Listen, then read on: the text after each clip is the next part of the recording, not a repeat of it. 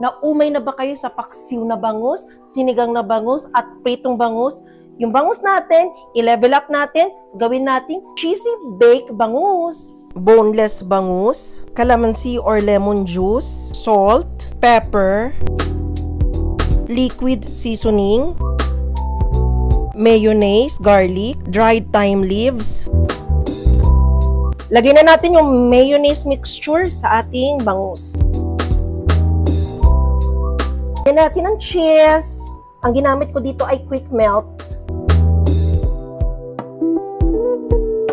I-bake sa preheated oven 180 degrees Celsius for 20 to 30 minutes hanggang maging golden brown ang ibabaw at maluto ang isda. Itsura pa lang, masarap na. Tikman natin. Sarap. Ang sarap guys, panalo.